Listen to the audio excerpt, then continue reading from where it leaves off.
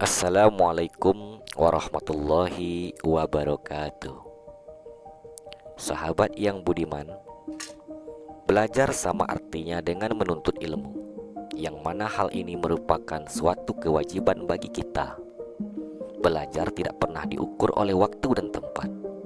Kapanpun dan dimanapun, kita punya peluang dan kesempatan selagi kita memiliki keinginan untuk belajar. Tidak pandang umur, baik yang masih bayi ataupun yang sudah tua, mesti belajar. Nah, pada kesempatan kali ini, saya akan berbagi tentang cara belajar yang baik dan benar agar suatu pelajaran mudah untuk kita pahami dan mudah kita ingat.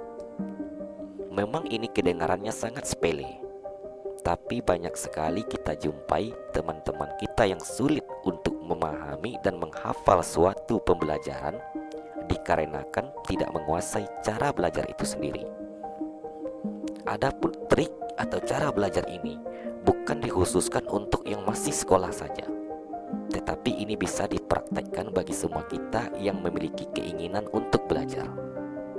Yang mana insya Allah dengan cara yang berikut ini, teman-teman bisa dengan mudah untuk mengingat dan memahami sesuatu yang dipelajari.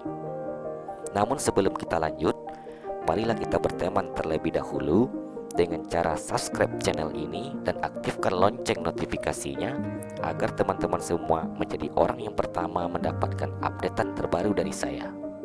Jika teman-teman suka dengan video ini, silakan like, dan bagi yang kurang paham dan kurang mengerti, silakan komen di kolom komentar. Nah, baiklah teman-teman, adapun cara belajar ini dibagi menjadi 4 poin, yaitu 25% dari membaca, 25% dari menulis, 25% dari melihat, dan 25% dari mendengar. Jika keempat poin ini bisa kita kuasai, berarti kita telah menguasai suatu pelajaran 100%. Nah, adapun poin yang pertama yaitu 25% dari membaca. Memang membaca bagi kebanyakan orang adalah kegiatan yang membosankan. Tapi yang perlu kita ingat adalah banyak manfaat yang kita dapatkan dari membaca.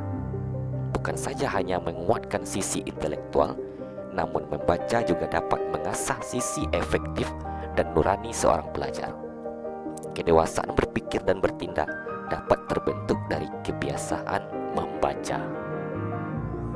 Namun tidak cukup sampai di situ. Hendaklah membaca ini kita lanjutkan dengan poin yang kedua tadi, yaitu 25% dari menulis. Dalam proses belajar, membiasakan untuk menuangkan ide, opini, serta gagasan melalui tulisan adalah hal yang tak dapat dikesampingkan.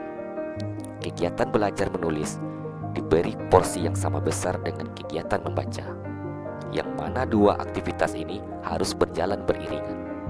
Maka oleh karena itu, selain kita membaca, hendaklah kita meluangkan kesempatan kita sebentar untuk menuliskan apapun yang sedang kita pelajari. Nah, itu 2 poin dari cara belajar. Yang mana 2 poin ini setelah kalau kita kuasai, berarti kita telah menguasai pelajaran 50%. Nah, setelah kita membaca dan menulis, hendaklah kita lanjut kepada poin yang ketiga, yaitu 25% dari melihat. Nah, melihat ini merupakan salah satu gaya belajar visual yang mengandalkan indera penglihatan sebagai alat utama untuk bisa menyerap dan memahami serta mengingat suatu pelajaran atau pengetahuan. Setelah itu, setelah kita melihat, hendaklah kita lanjut kepada poin yang keempat, yaitu 25% dari mendengar. Tak bisa dipungkiri bahwa dalam belajar kita perlu fokus mendengarkan guru yang sedang menerangkan suatu pelajaran, dengan tujuan supaya kita bisa memahami pelajaran yang disampaikan seutuhnya. Secara tidak langsung, hal ini akan melatih konsentrasi dan daya tangkap kita akan suatu pelajaran. Nah, itulah teman-teman 4 poin dari cara belajar yang dapat saya bagikan, yang mana jika kita menguasai 4 poin ini, berarti suatu pelajaran bisa kita pahami 100%. Nah, mungkin itu saja yang dapat saya bagikan pada kesempatan ini. Semoga bermanfaat bagi kita semua. Saya akhiri pertemuan kita dengan unzur makila walatan zur makola. Pandanglah pembicaraan dan jangan pandang pembicaranya.